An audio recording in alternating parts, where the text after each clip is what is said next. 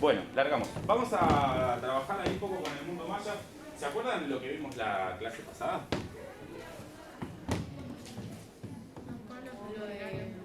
Bien. Bien, estábamos viendo la clase anterior, vimos un poco las características del mundo europeo y cuáles eran las características del mundo europeo, por eso un poco lo que charlábamos recién con respecto al trabajo que tienen para hacer. Y las diferentes comunidades también. Bien, perfecto. Estábamos empezando a ver un poco las características y lo que hacían, al principio eran nómades y después sedentarios, como se decía. Exacto, sedentarios. Empezaron. Que se quedaban, cultivaban. Exacto, Empezaron exacto. a cultivar. Perfecto, empezaron. Sofi, que.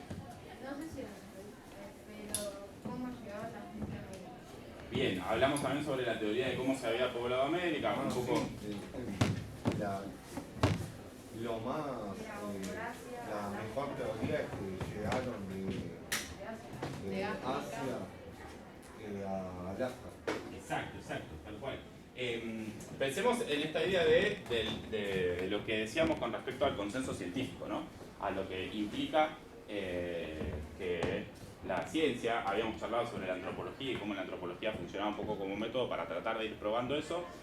Voy a hablar del nombre de la ciencia, me voy a decir. Lo que dice la ciencia es, che, si esta es la teoría que tenemos probada nosotros, nosotras, si ustedes tienen una teoría mejor, hay que probarla. ¿Sí? Esa es la hipótesis. La del poblamiento de América, hay distintas hipótesis. Una compañera de ustedes, algo que yo no había tenido en cuenta, mencionaba la de Pangea, ¿sí? La de pensar en la Tierra. Sí, que estaban unidas y después Exacto. se separaron. Y ahí, si no existía la posibilidad de que el traspaso de población hubiese sido por esa configuración cercana entre África y América. Entonces un poco lo que vemos ahí es la presencia de distintas posibilidades, pero cómo es el recurso que tenemos para probarlas, ¿sí? Y ahí hay un tema, porque no es lo mismo pensar en una teoría que no tiene las características antropológicas o las teorías, las características como para ser comprobada, que pensar en una teoría como la del estrecho de Bering, que es en la que más o menos nos paramos. ¿Se entiende más o menos la idea? Ya está cuestión de pensar en que si uno tiene una teoría o tiene una hipótesis, hay que probarla, hay que intentar probarla o tener algunas herramientas que se acerquen. Esto del consenso científico, lo que hace es habilitar que es muy probable que la teoría del estrecho de Bering sea la teoría como la que quizás tome más relieve, porque tiene los elementos que llevan a esa teoría, son los que se prueban con distintos métodos. La antropología decíamos que era la herramienta para eso. En la vez pasada, ayer escribí antropología, pero creo que 3 veces en el pizarrón. Y era arqueología, muchas gracias por la aclaración. Tengo ahí los cables cruzados entre la antropología y la arqueología. Bien, y la idea es que podamos empezar a ver. Vieron que ustedes tienen una limitita de tiempo. Por ahí alguno o alguna la copió en la carpeta, quizás. Sí, la que tiene. Esa es una, y después la clase pasada. La de 1492 hasta 1571. Claro, esa, perfecto, esa está bien. Lo que hace esa es referenciar un poquito cómo fue ya la presencia europea dentro del continente, y un poco la caracterización que hacemos nosotros y nosotras es ir viendo qué era lo que pasaba. El mismo proceso que hicimos con Europa, de tratar de ir viendo cuáles eran las características principales, ahora vamos a tratar de ir viendo qué era lo que pasaba en América. Para eso tenemos algunas cosas que desarmar en ese sentido, porque generalmente se crean algunas ideas y se crean algunas hipótesis. Abro la ventana, la otra porque tiene que estar abierta. Y lo que aparece ahí dentro de eso es cómo nosotros, cómo nosotras conformamos una idea de qué era lo que pasaba acá, ¿sí? Antes de la llegada de los españoles. A ustedes, ¿qué les parece que sucedía ahí? Habían comunidades, imperios que querían expandirse. Bien, bien. Vivían normal. Bien, muy bien, perfecto. Había algo del proceso de nomadismo y demás. Cuando hablamos de las características que tenía el mundo americano, con ustedes charlamos lo de la comida y Sí. las cosas. Perfecto. Con ustedes las traje. Bien, qué bien. Sí. Me da un poco El de. turkey no existía en esa época, ¿no? ¿Qué cosa? El turkey. En realidad es el proceso por el cual se conserva. No sé, no te sé decir si sí existía, si no. Entiendo que los sistemas para conservar la comida son bastante viejos, o sea que es probable que haya existido. Habría que ver si se puede verificar eso, si ya existió o no.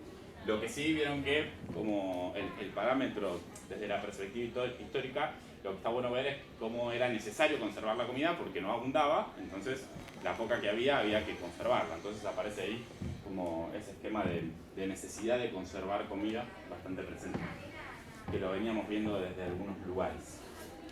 Y ahora lo que vamos a tratar de hacer es ir caracterizando, ir tratando de conocer cómo funciona el mundo maya. Lo que tenemos que contemplar desde esto es que siempre la perspectiva para ver el mundo, ¿vieron que decíamos esto del obelisco? ¿Desde qué lugar vemos el obelisco? Bueno, siempre la perspectiva que tenemos para ver América es europea.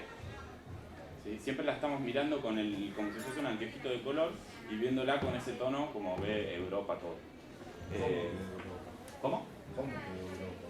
Como los ven,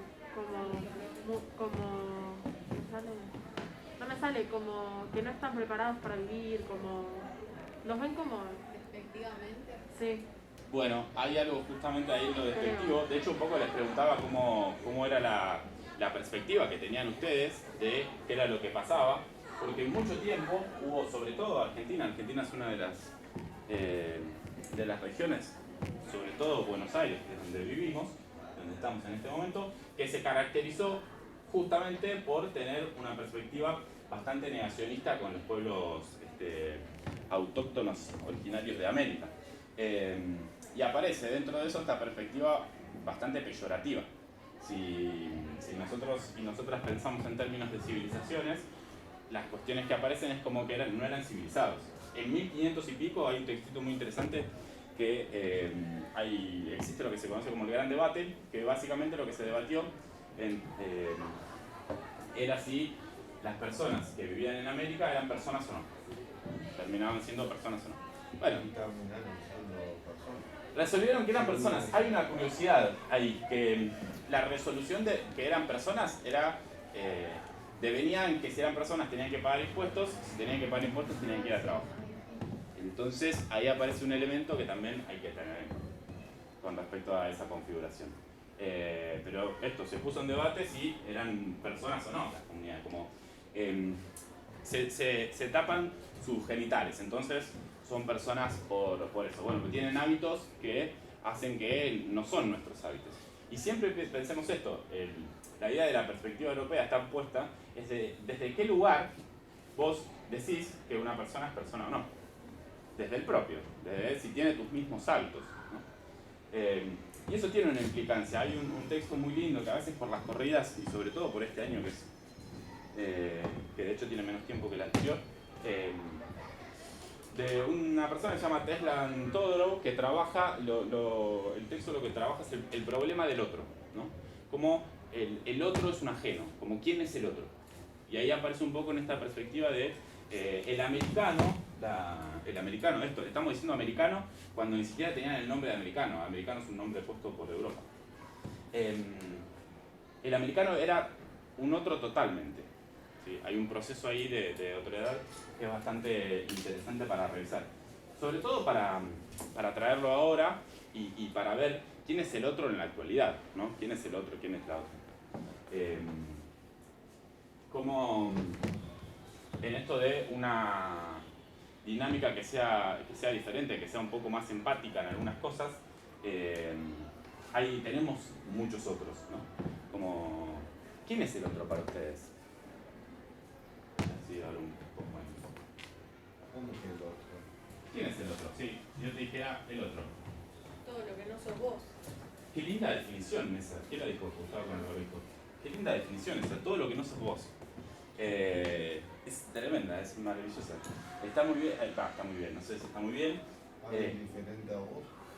Bien, a ella hay alguien diferente. Porque uno es único. Bien, perfecto. Hay algo que tenemos todos y todas iguales, es que somos únicos e irrepetibles. O sea, no hay dos, por suerte, no hay dos Alejandros, y no hay dos de cada uno y cada uno de ustedes. Y dentro de esa otredad, dentro de ese todo lo que no sos vos, ¿quién es todo lo que no soy yo? Algo extraño. Bien, perfecto. Hay algo en lo no conocido, ¿no? En lo no conocido, en lo ajeno. Creo que la dinámica de cuál era la pedagogía a aplicar y la perspectiva por ahí que tenemos con algunas cosas, intentando esto de no ser crueles, ¿no? Aparece justamente en acercarse, en que no haya una distancia con eso de lo desconocido, que lo desconocido justamente, una de las cuestiones que plantea es este esquema de otredad, y pegadito a eso está la crueldad, tan cercana. Esa crueldad con los animales, con las plantas, con la naturaleza, creo que está bastante pegadita. Que tiene justamente que ver, y un poco les traigo esto, para poder pensar si hay un paralelo, si esas otredades que vivían en América, hoy no siguen estando, no sigue habiendo otredades desde la perspectiva nuestra, ¿no? Si no seguimos teniendo ahí unas otredades. Y digo otredades, ¿Qué son los otredades? lo que marcó la compañera de todo lo que no soy yo, por lo tanto es lo otro, son los demás, y cómo aparecen esas otredades dentro de nuestro esquema de configuración, que tiene que ver con esto de lo no conocido que marcaban, de aquello que nosotros y nosotras tenemos como ajenos, ¿no? Como que tenemos como distante, que no es nosotros. ¿Sí? Si yo digo personas que viven en la ciudad de Buenos Aires, si todos y todas ustedes viven acá, somos nosotros y nosotras, ¿sí? Y ustedes no son otros. Si yo digo profes, ustedes sí son otros y otras. Pero vamos a meter un poquito más, así no podemos avanzar.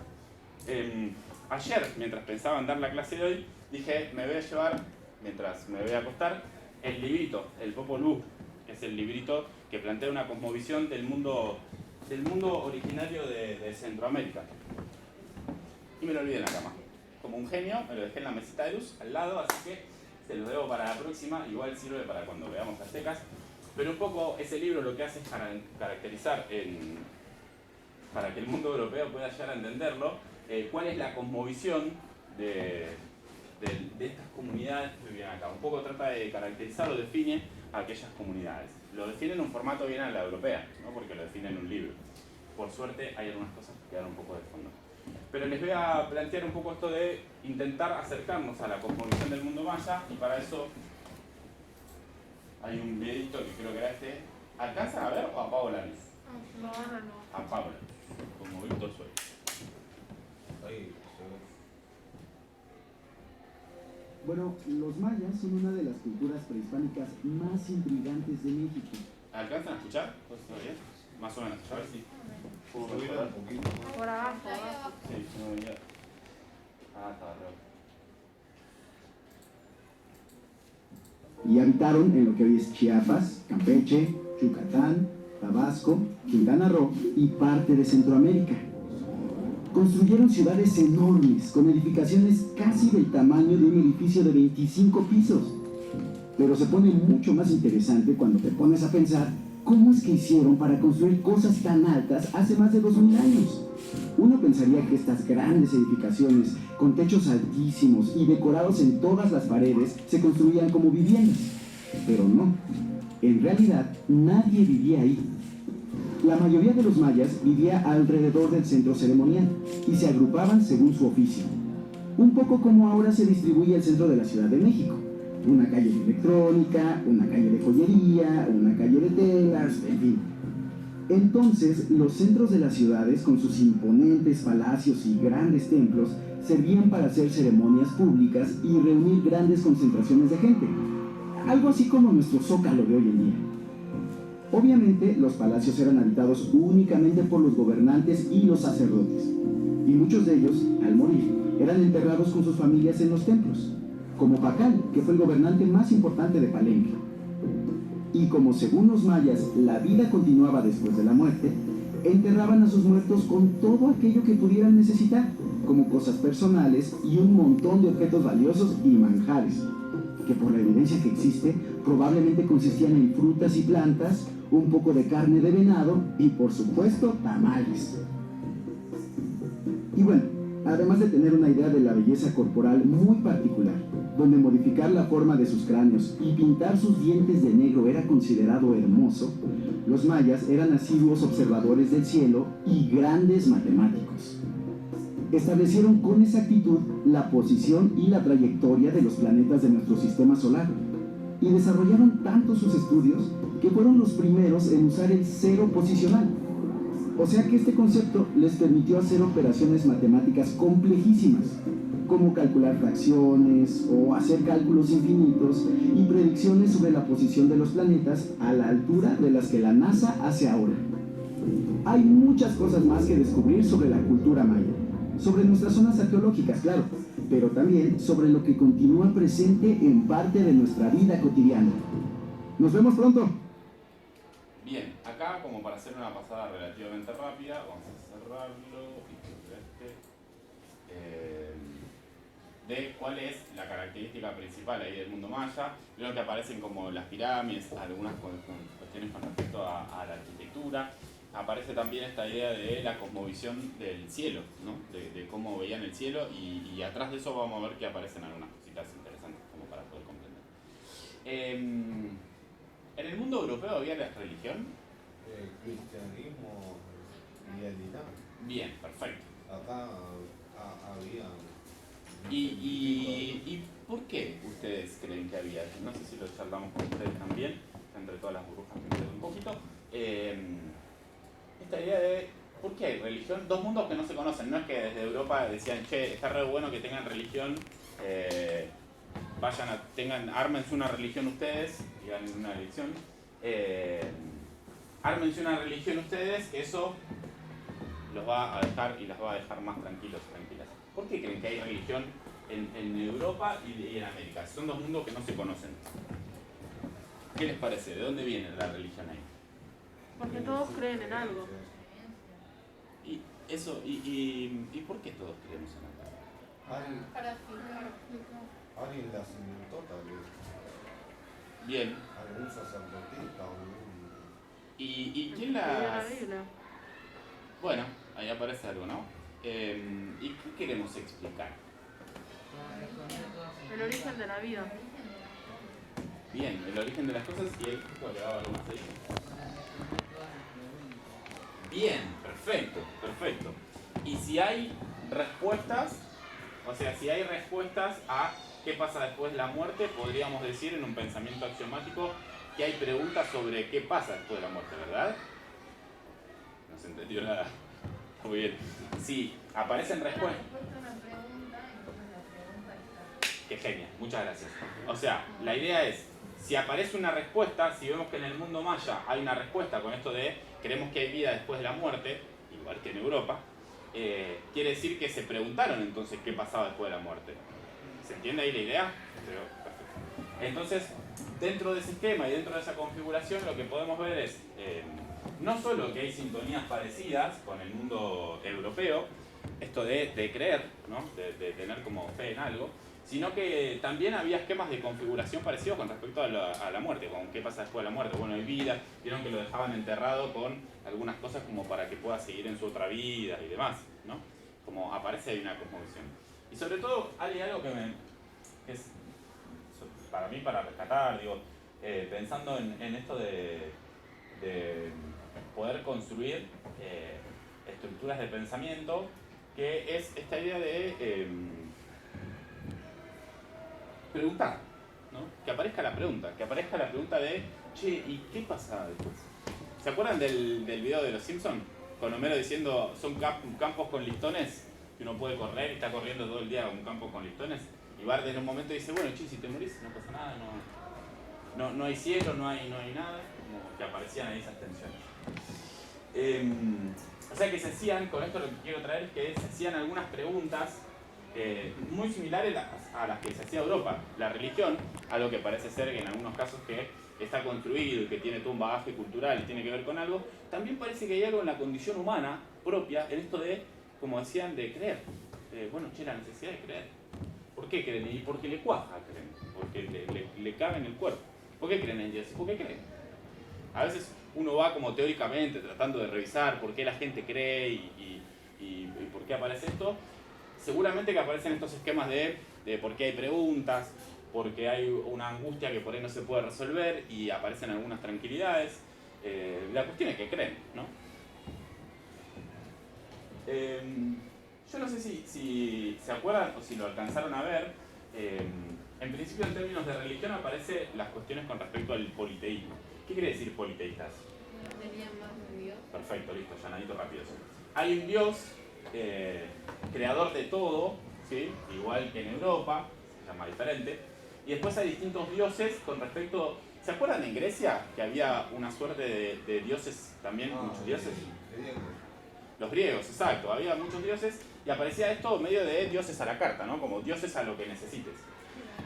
¿Qué tiene que ver en realidad con la forma que tenías de vida? Si aparece el dios solar y la fuente de vida, quiere decir que... ¿El maíz de dónde es originario? ¿Se acuerdan que decíamos que la vez pasada trajimos el maíz? De América. Entonces aparece también la presencia del dios del maíz, porque era lo que les daba el Morphy para todos los días. La luna, las cuestiones con respecto a la fertilidad, y también aparece, digo, la muerte forma parte de la vida, aunque es a lo menos importante, pero también aparece, ¿no? Como hay un dios de la muerte. Vieron que México tiene como una tradicionalidad, exacto, con respecto a la muerte, ¿no? Hay una liturgia ahí bastante importante. Bueno, todo viene de algún lado, ¿no? Esto en cuanto a la religión. Sí, dale. Politeísmo era creer en más de un Dios. Exacto, creer en más de un Dios, tal cual. Muy bien esa memoria. Vamos a tratar de verlo en términos de organización. Vamos a ver cómo venimos con el tiempo. La organización política, digo, pensando en esto de la sintonía con Grecia, que aparece mucho en el caso Maya, ¿se acuerdan de las ciudades-estado? Los estados. Bien, son estados, son ciudades que son chiquititas, pero son ciudades-estado. ¿Qué quiere decir que sean ciudades-estado? Como que tienen su gobernante. Pará, así, dale y después. Bien, perfecto. Tienen su gobernante cada Exacto, tienen su gobernante, tienen ciertas características a la hora de pensar en autonomías. ¿Qué quiere decir que un estado teocrático? Teocrático, no sé.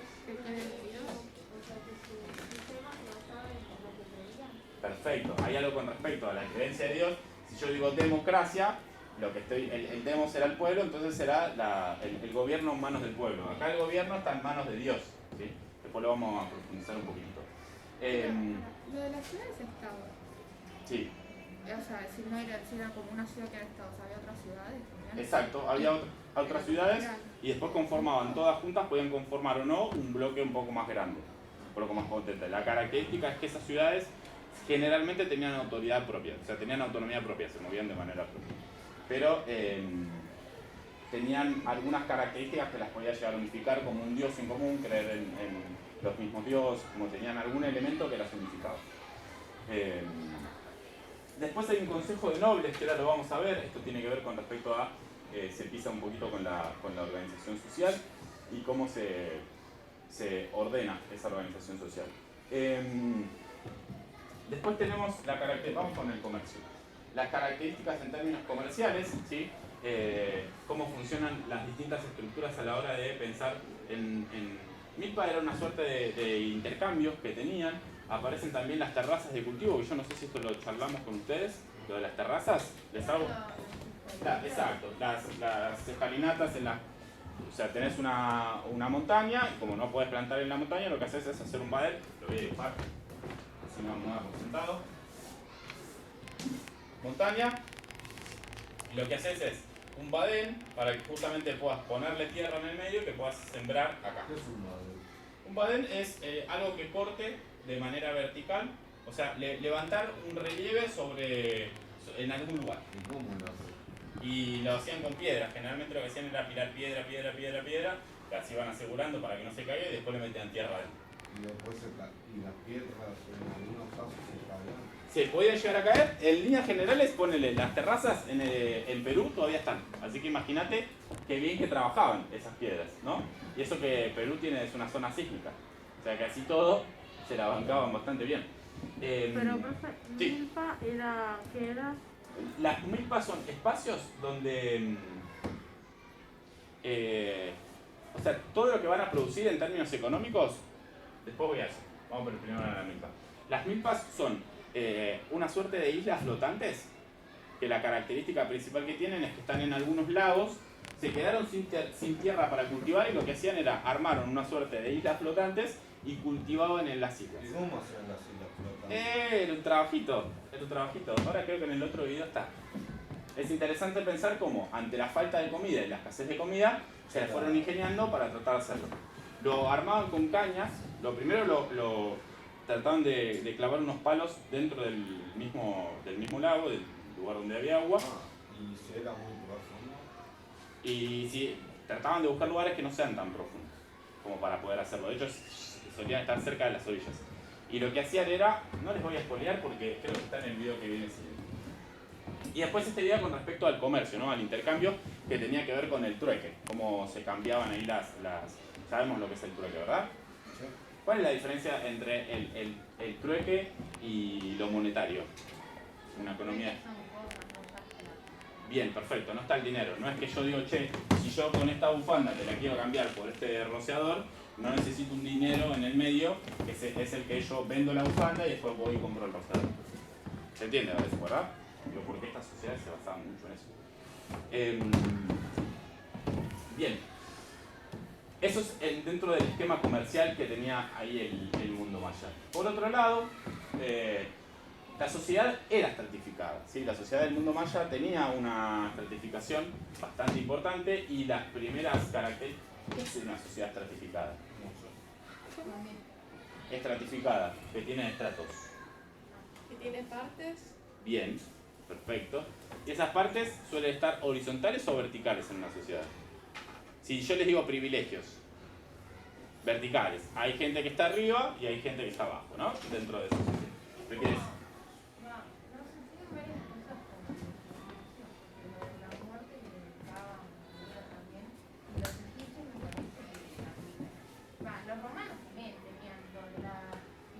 La pirámide social, o sea, hay gente que está arriba en esa pirámide social que tiene algunos privilegios, o sea que no es la única sociedad estratificada. Y fíjense que estamos hablando de esto, no es que aparecían los intercambios entre el mundo europeo y el mundo americano diciendo, che, está re bueno que tengan privilegios en una sociedad, sino que hay algo en la constitución de las personas que tiene la tendencia a armar esos gestos.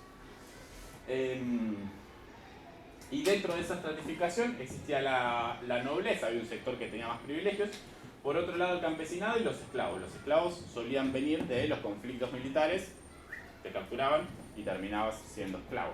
¿Sí? ¿Cómo? Entiendo que sí, que terminabas siendo esclavo. Hay que pensar después cómo funciona el esquema de esclavitud, que después lo vamos a resolver cuando cerremos toda la unidad, que veamos los pueblos. Los campesinos...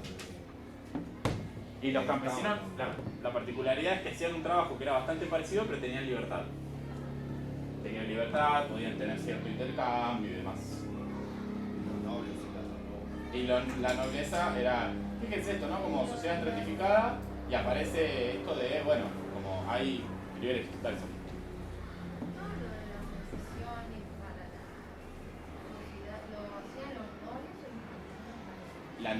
La nobleza que generalmente formaba... ¿Cómo? Exacto, totalmente. Había un consejo, se estratificaba. Queda más claro en el mundo azteca cómo funcionaba eso. Pero básicamente había un consejo. La nobleza formaba un consejo que era el Consejo de Nobles, y ese Consejo de Nobles estaba legitimado teocráticamente. ¿Cómo se legitima el presidente hoy? Con voto. Lo vota la mayoría, si gana, es el presidente electo. Acá lo que sucede es que aparece un consejo de nobles que está legitimado en términos teocráticos. O sea que él lo legitiman, ¿quiénes? Todos estos que están acá arriba, los dioses. Exacto. Que ni los pregunto, ni los menciono porque no lo voy a poder. Aparte estamos escribiendo nombre de dioses en español y no es la lengua originaria del nombre de esos dioses. Pero bueno. Y lo que me parece más interesante de todo esto es ver qué tipo de conocimientos tenían, ¿no? los mayas. Digo, en esto de pensar en el grado de civilización que tenían, las características principales, y que podamos conocer un poco el grado de civilización ahí del mundo maya. Con respecto a la escritura aparece la cuestión de la escritura tenía que ver generalmente con símbolos, ¿sí? Había simbología. ¿Esto le suena, si yo lo corto acá, le suena de algún otro lado? ¿Quiénes escribían también con dibujos? Los egipcios. Egipto, tal cual. Como aparece también esa escritura jeroglífica que tiene la característica de estar presente. Los hacían rápido. No sé cuánto le llevaba a poder hacer uno de estos gráficos, la verdad. Incluso que está... También parece un poco el árabe y el tailandés. Bien, mira. Por la escritura, digo. ¿Por el tipo de escritura? Sí. Mira. ¿Qué pasó? No, esto de que se parece al árabe y al tailandés, ¿verdad? Es interesante ver cómo hay cosas en común, ¿no? Que tienen, como esto de la condición humana tiene cierta... ¿Y lo leían así o lo leían así? Eso es una buena pregunta. Entiendo por los dibujos que están abajo que lo leerían de izquierda a derecha como leemos nosotros. Los árabes creo que escriben, no les quiero decir algo que no es cierto, pero con permiso a confirmarlo para la clase que viene. Pero creo que los árabes son los que escriben al revés. Hebreos, bien. Perfecto. Profe, Sí, ¿alguien olvidó qué significa eso? algunos lo fueron descifrando. De hecho hay un hecho que dijo profe. Hay un episodio que parece que alguien de la Unión Soviética hace un tiempito, un ruso, pudo descifrar justamente un poco algunos jeroglíficos mayas y aztecas, que pudo darse cuenta de qué era lo que decían. De hecho esto, desconozco qué decía este en particular, pero generalmente hacen referencia a lo mismo que los dioses, al maíz, al sol, a lo que pasa con la muerte, ¿no? Pero ya que pensemos en esto, que una persona elija por algún motivo graficarlo y hacerlo, implica un grado de organización social que tiene que ver con algo. O sea, por algo alguien dibujó esto es un código de unión entre personas, o sea, saben lo que están escribiendo. ¿Se entiende? O sea, si yo dejo una nota es para que alguien la lea. ¿Se entiende eso? Porque estoy pensando en que alguien pueda llegar a ¿Y retomar. cómo sabían leer? Y bueno, tenían justamente... ¿Cómo leemos nosotros? ¿Tenían educación? Bien. Bien, había...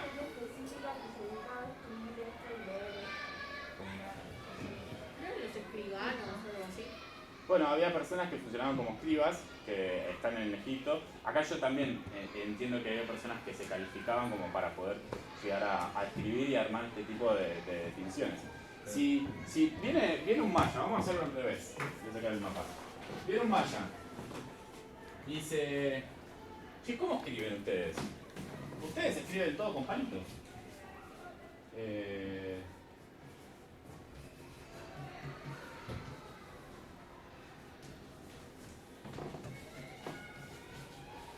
Como escriben todo, hacen linitas, hacen palitos. ¿Qué es eso? Digo, para darlo vuelta, para hacer un juego y darlo vuelta. Nosotros también escribimos con palitos y con formitas que van teniendo una lógica. Si yo digo, si yo escribo, es más, le voy a escribir así. ¿Qué dice acá? Tele, ¿no? ¿Por qué leímos todos y todas tele si yo puse un 3 acá y puse un 3 acá? Porque hay algo en nuestra concepción. Exacto. Y lo mismo representa, porque nos pareció que era lo mismo que estaba representando esto de esta manera. Porque justamente los gráficos, todas las imágenes que uno plasma, tienen una representación. Todo suele tener una representación. No me quiero meter en una estructura más semiótica, pero semiótica es básicamente que todo tiene lenguaje, ¿sí? Que hay lenguaje en todos lados, que todo nos dice cosas. esto, y si viene un maya y dice, che, mirá cómo escriben ustedes ponen palitos. Porque hay algo justamente en la representación simbólica que emite cada cosa que es mucho más amplia que solo un gráfico, ¿no? Bien, vamos a lo cuantitativo. ¿Cómo contaban? Les voy a pasar el video, que por una cuestión de tiempo y que porque creo que lo hace mejor que yo, les voy a explicar un poco sobre la matemática mayor, no les voy a explicar, les voy a explicar el video. Es sumamente interesante cómo contaban. Soy Camila, tengo 8 años y estoy en segundo grado.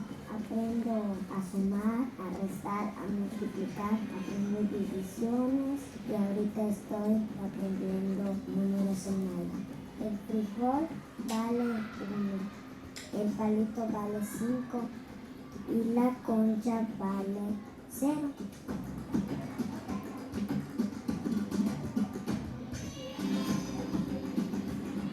El color amarillo para representar en este caso las unidades.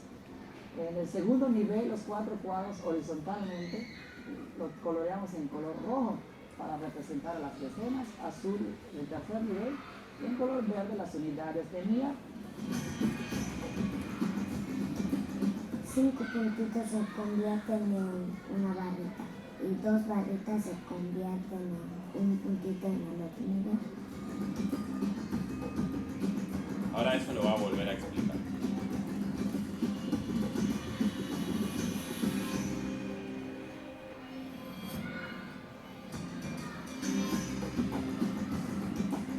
Esta columna es el número 235.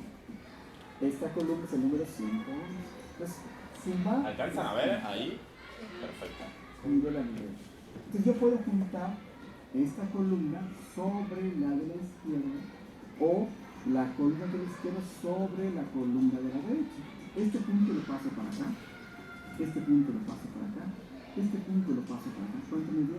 346. Entonces los niños inmediatamente viven, experimentan la conmutativa de la suma. No tienen que memorizarla sin saber qué, sino la viven.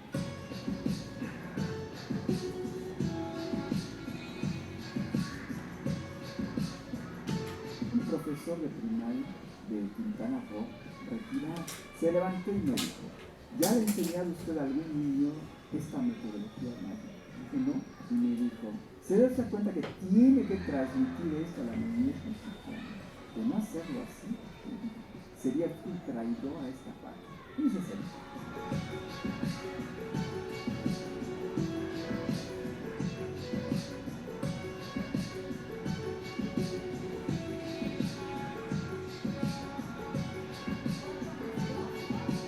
Sí, a mis alumnos les gusta la matemática maya, en este caso la suma, porque a ellos se les facilita aprender observando. Empleamos lo que es el frijol, el caracol y también usamos el palito. Entonces a ellos se les facilita eso de estar saltando, tocando los objetos. Frijolitos, palitos y bolsitas. Mi papá lo recogió de la playa, recogió conchitas, los palitos los busqué y los frijoles, y algo que me lo dio.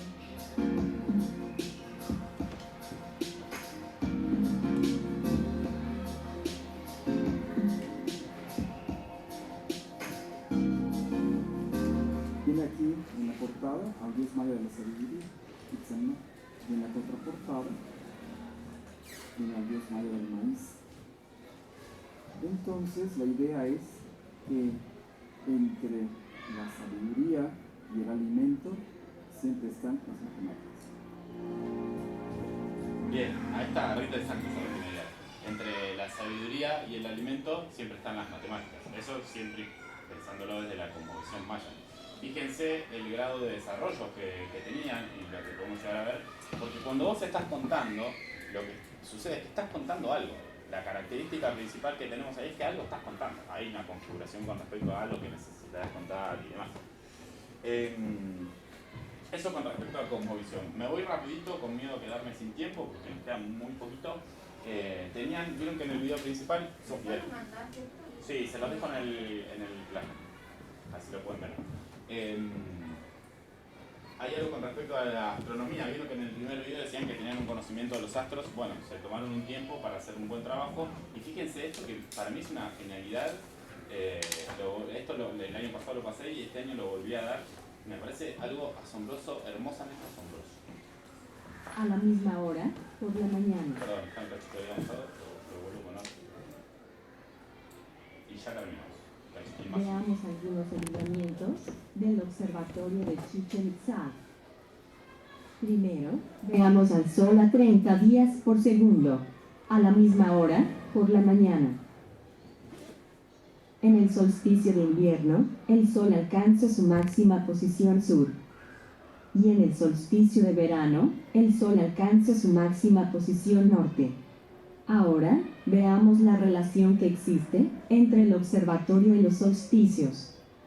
Las esquinas opuestas de esta plataforma están alineadas con el solsticio de verano al amanecer. Y también con el solsticio de invierno al atardecer.